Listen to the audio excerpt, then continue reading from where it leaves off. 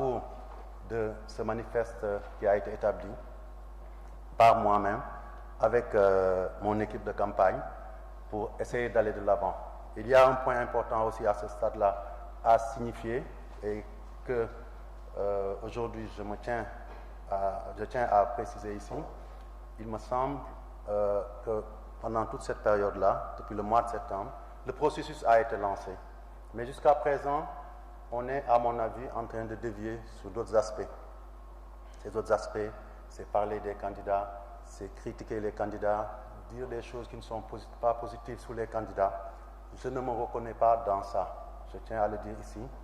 Très tôt, j'ai dit que à la fin, le 12, ce que je souhaite avant tout, c'est que ça soit la CAF qui gagne.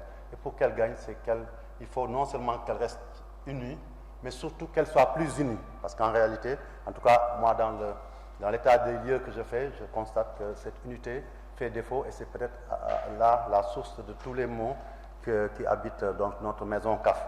Et donc, je voudrais dire ici que cela aussi m'a poussé à dire je n'attendrai pas la fin des contrôles d'éligibilité. Je prends sur moi d'aller de l'avant et proposer au monde du football africain, au monde tout court, mais aussi à tous ceux qui aujourd'hui sont candidats, d'aller vers quelque chose de nouveau, qui est de présenter un projet. Parce que chacun d'entre nous devrait pouvoir le faire pour dire voilà ce que je veux faire pour le football africain.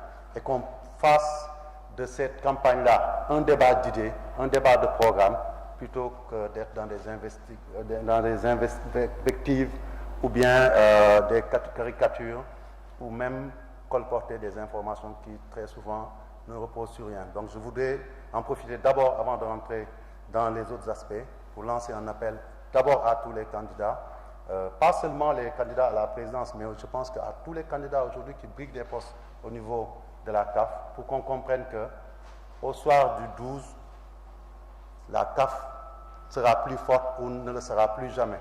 Et donc pour cela, il faut qu'on accepte d'aller sur le terrain de la construction et non pas de l'autodestruction de cette maison qui nous appartient à travers cette division qui est en train de poindre et pour laquelle donc moi je voulais aujourd'hui qu'on puisse mettre fin et que derrière moi, j'espère que les autres aussi vont présenter leur programme et qu'on échange.